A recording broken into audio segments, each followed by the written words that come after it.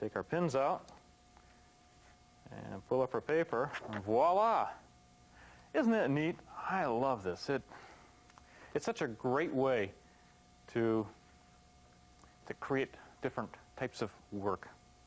Well, hey, give this a try sometime. I think you'll enjoy it. Next week, we're going to be doing something a little bit different, and I'll be showing you how to carve a Swiss-style St. Nicholas. In this particular carving, we'll be using a different type of tool and method to detail a face. Hey, I've had a lot of fun being with you today, and until next time, I'm Rick Butz, wishing you happy carving.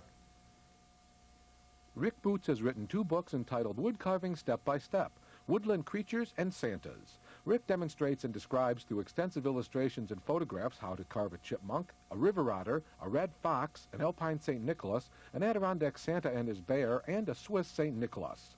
The 2-book collection is available by calling 1-800-950-9648. The price is $29.90 plus shipping and handling.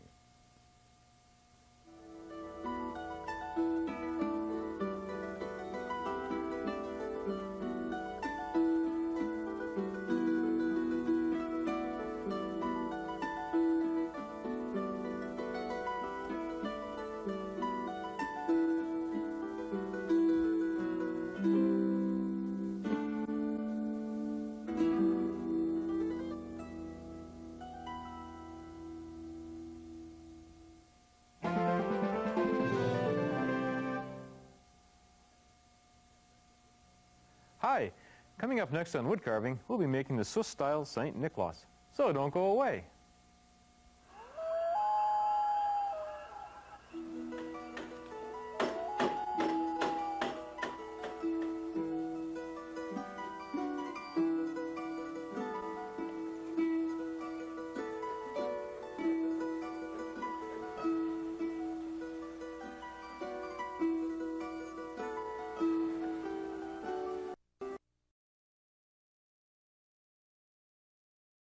Today we're going to be making the Swiss-style St. Nicholas. What I was doing was just tracing out the pattern for the hands and for the was I started out, Xeroxed the pattern from the book, and then cut out with a bandsaw. And then I took another copy from the page and traced it out and cut out the front view. So they have a front and a side view here. Then it's just a simple matter of roughing out the big pieces. Now what's interesting about this particular style is it's a carving style that I learned while visiting with some carvers in Switzerland. And what they do that's a bit different is most of the work is done with gouges. And I use that to rough these out.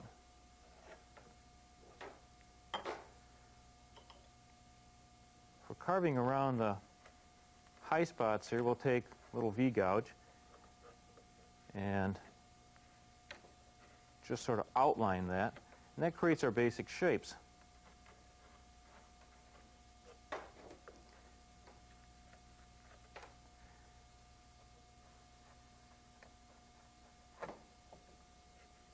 This is kind of a fun project to do.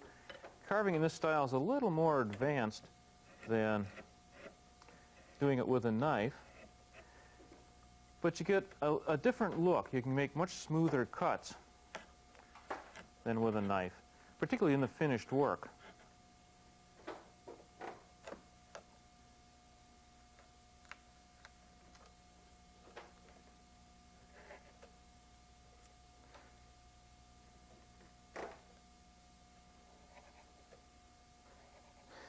And what I'm doing is just coming down here and severing those fibers.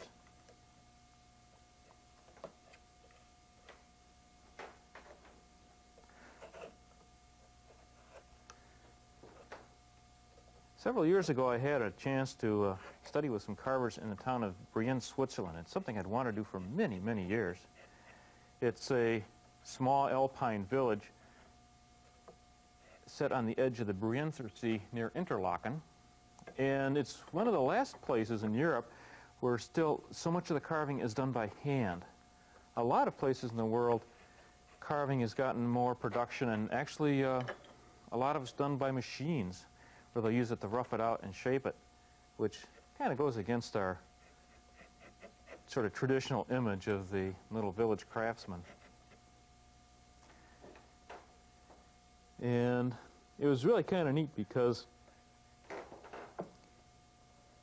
there's these cobblestone streets and old wooden buildings with carved fronts. And it's just like a woodcarver's dream come true. There's a lot of different programs set up where people can study with European carvers.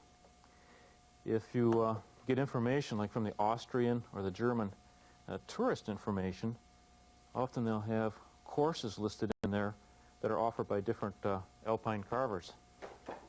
But this was set up through a friend, and it was quite an interesting thing to work with them. Now I'm using a small flat chisel here. This is just a number 2, and I'm using this to work around the box-shaped packages that are in the back.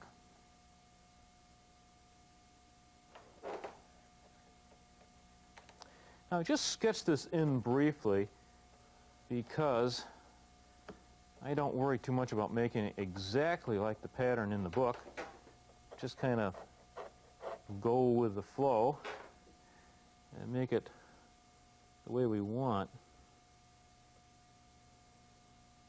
I try to make it square though for the boxes.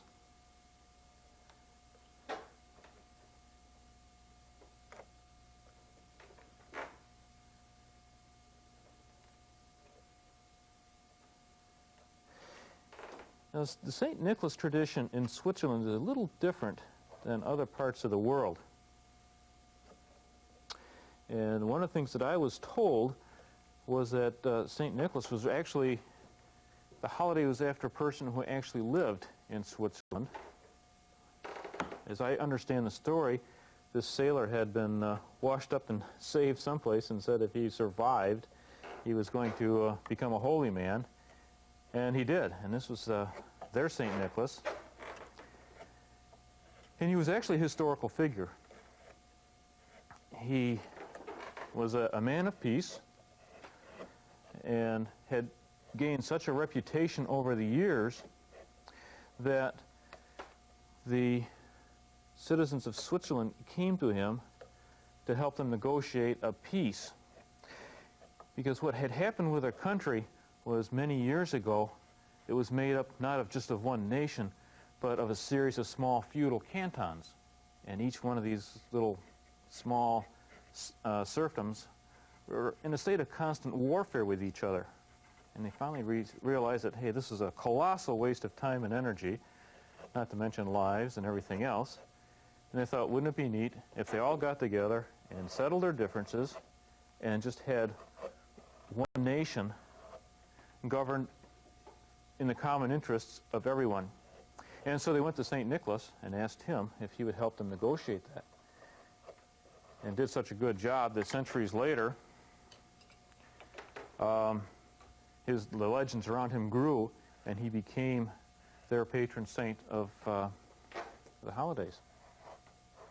And they celebrate St. Nicholas Day on, I believe it's December 6th, which is a very religious day. Or, no, wait, December 6th is when they have their St. Nicholas visits, and they have their candy and fruits that are given out.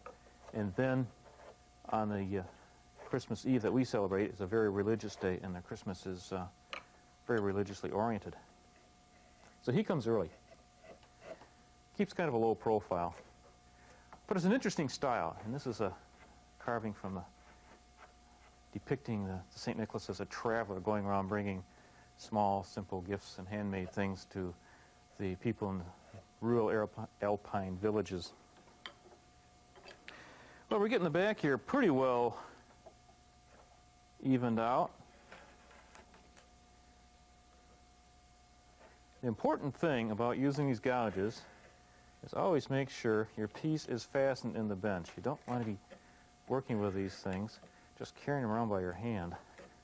So have it fastened firmly in the bench. And this one I'm using a wooden bench dog up near the top of it here. So when I'm making a cut around there and it hits the wood, I'm not going to be dulling my tool on a piece of metal.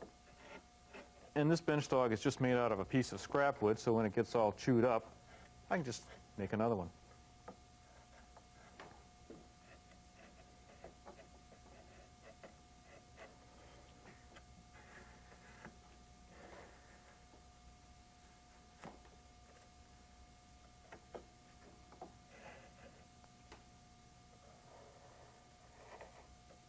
Basswood is a traditional wood that they used in Switzerland because it works so well for this type of carving. Pine tends to be a little more splintery, whereas basswood you can actually go against the grain a little bit and it works out very well. When I get the back roughed out, then we'll come around and start carving the front. And begin by working on the high spots, just like you would with a relief carving. In this case, that's going to be the hands. One hand holding the pack and the other hand that's holding the staff.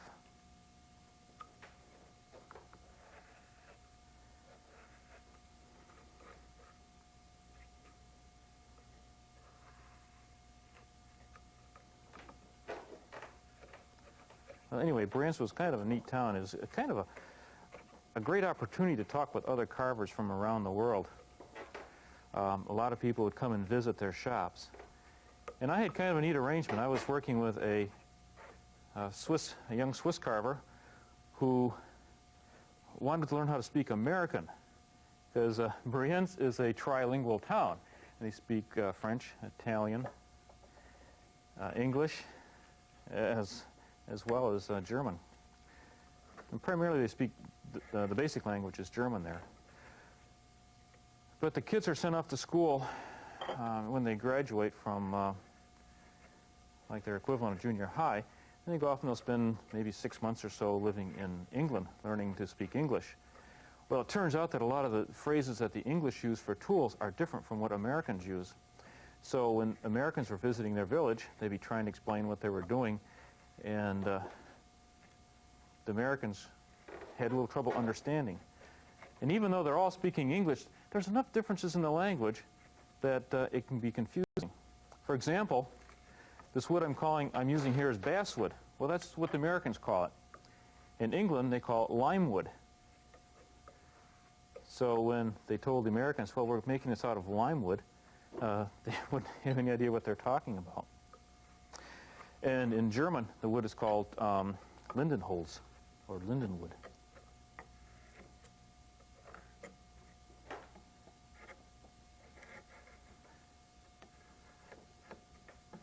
So anyway, just keep shaping around here and working these out, working this down so that the hands are in the highest position. I'm going to make that just a little deeper in here.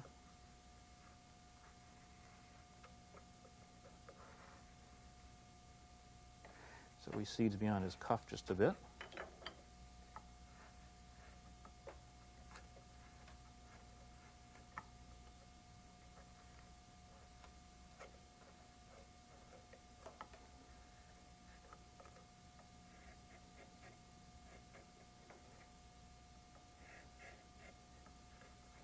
It's kind of a neat little village, too. You hear the sheep walking down the streets. That was at rush hour. The sheep would come down from the mountains. And traditionally, the carvers there, a lot of them would carve during the winter months when they were holed up from the snowstorms. And then in the spring, in the summer, they would be farmers.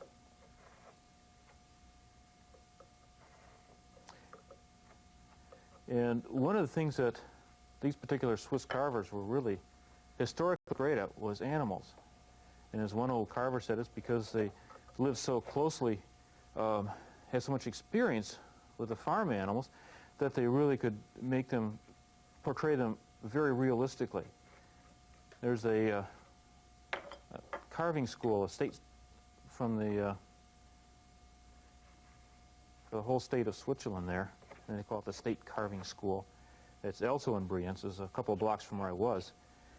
And it's sort of like a college to learn traditional carving in. In that school, they have a great museum. And some of the carvings in this museum, like even the master carvers in the village said that nobody can make these anymore. Just incredible pieces of work.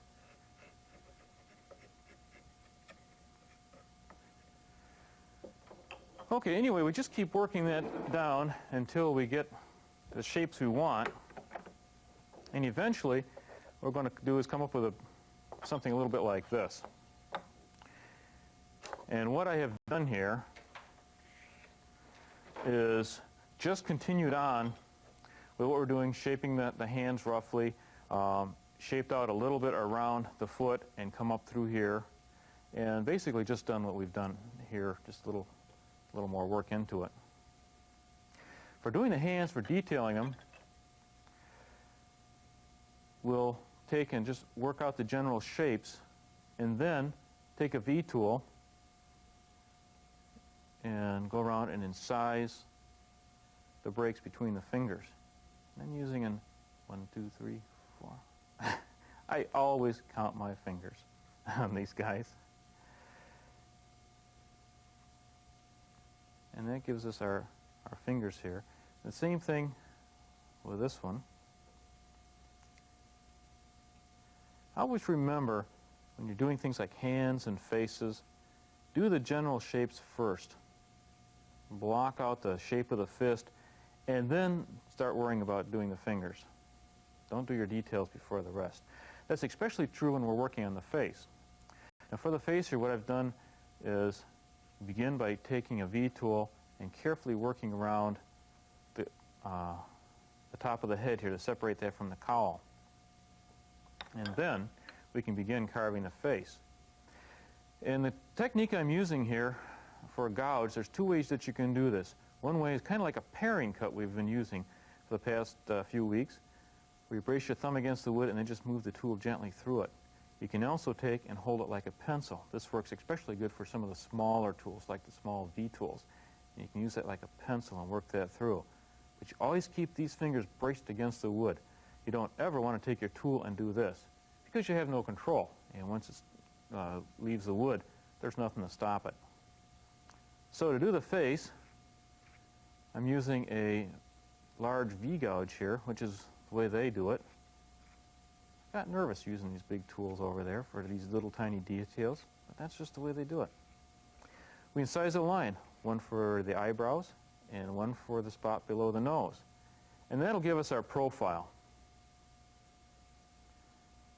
Then we do the nose. And do that, we just come up on either side of the nose with this tool.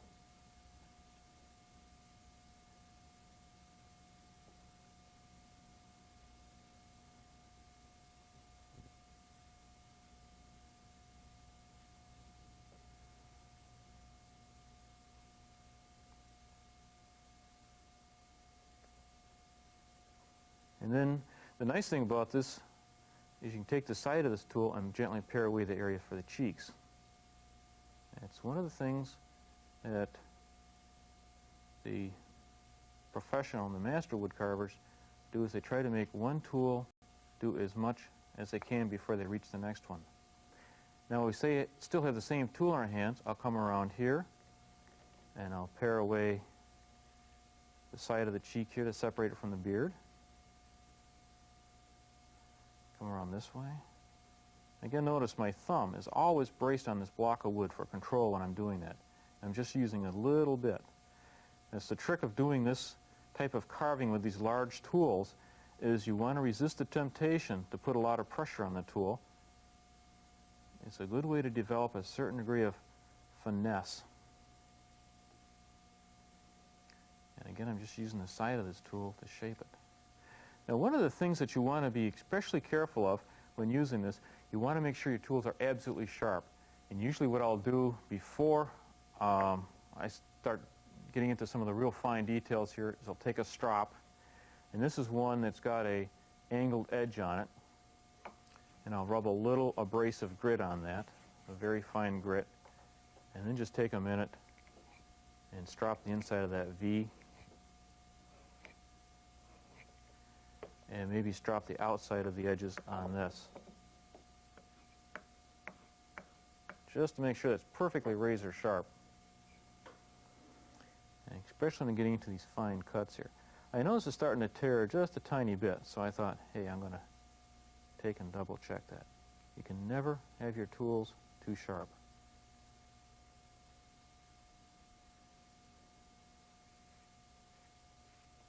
But the secret is just take off little tiny shavings. And that's where this wood is so good. Basswood has a finer grain than the pine. Now you can use pine, but it's going to be a little more of a challenge. Brush the chips out there. Now I'm going to continue on with this mustache here. I'm going to use a slightly smaller V tool. And this is when I have the handles wrapped. This is something that they do over there, is they'll wrap the handles with a little rope or twine or cotton thread to give you a little better grip for working in close. And again, I'm keeping the thumb of that hand braced against the wood when I'm making these cuts.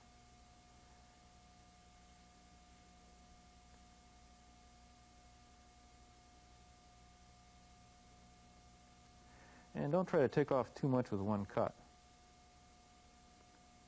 The other thing that's important about having your hand braced here is if your tool slips, especially when you're working on the face, you're not going to roar through here and take off his nose.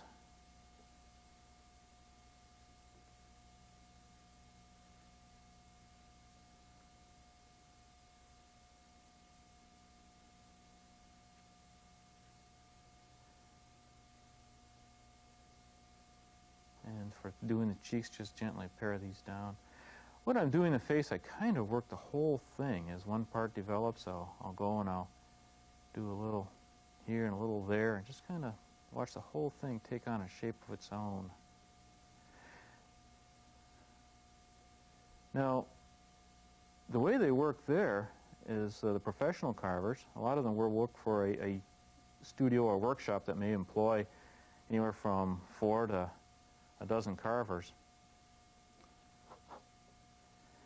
And the place where I was visiting, they would come in on a Monday morning, and there would be anywhere between a dozen to 2 dozen band-sawed blanks waiting at their carving bench, and they'd spend the whole week carving these out. When I was there, they're working on nativity figures. And they get paid by the piece, so the faster you work, the more you got paid, to an extent. They would have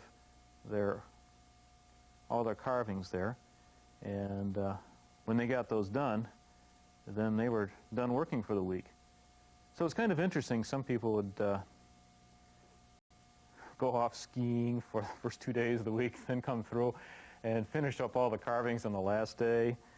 Some people would work for a while, and they go off and tend their farm or whatever. And it's kind of an interesting, nice, laid-back lifestyle.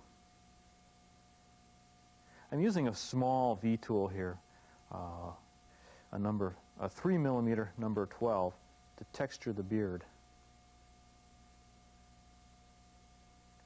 And just making these little cuts to texture the face here. And that's our face. And then the rest of this, you can just pare that down even a little finer if you want. And most of the details in something this size we'll deal with by using paint for them. For putting the stick in his hand, what I used for that was, for the stick, because it's so thin, I used a piece of bamboo. And these you can find in the grocery stores as shish kebab skewers. And the bamboo is much stronger than a piece of pine or beech or something. And I use a small tool called a pin vise here. It's a little chuck on a handle. You can fit your drill bit in there, and then just work with a back and forth motion to drill your hole. And that way you don't have to worry about a big tool coming through and splitting off your piece of wood, which could be a real problem. And there's our St. Nicholas. Now for painting them,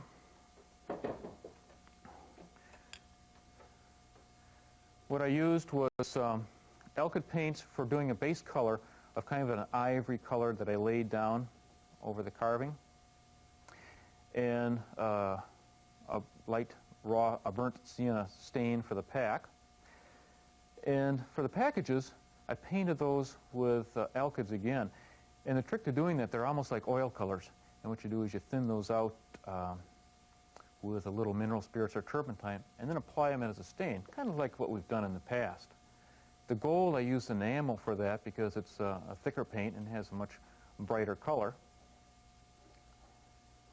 And then I used an acrylic gold color, transparent sort of iridescent color to paint around the folds of the robe to give it kind of a nice little fluffy color there. These marks here that I did up along the side, I used like a number 9 gouge or something that's got a fair amount of sweep to make those folds. And then you can go through and paint those with a very thin wash of another color that would be just a little bit darker. And that gives you a little bit of depth to the folds. Now the face, I used a very thin wash of burnt sienna and a little bit of raw sienna as well. Very, very thinly applied, so it almost looks invisible. And then used acrylics, white for the eyes and a little sienna for the eyes as well there.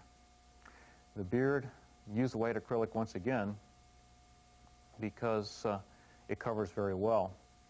For doing the cheeks, just use a little tiny bit of reddish color, like a cadmium medium red from an alkyd, and put it on very, very, very lightly, almost enough so it doesn't even show. In the stick, I used a little bit of gold enamel to paint the decoration of his walking stick there, and of course that fits right in like so. And that is our Swiss-style St. Nicholas. It's kind of an interesting project. It's sort of an advanced figure carving style that's different from what we've done in the past. It's not that hard to do. You just want to take your time, make sure your tools are extra sharp, and work with a lot of control. It's a great project. I'm sure you'll enjoy it. Well, I've had a lot of fun being with you, and until next time, I'm Rick Butz wishing you happy carving. Rick Butz has written 2 books entitled Woodcarving Step by Step, Woodland Creatures and Santas. Rick demonstrates and describes through extensive illustrations and photographs how to carve a chipmunk, a river otter, a red fox, an alpine St. Nicholas, an Adirondack Santa and his bear, and a Swiss St. Nicholas. The 2-book collection is available by calling 1-800-950-9648. The price is $29.90 plus shipping and handling.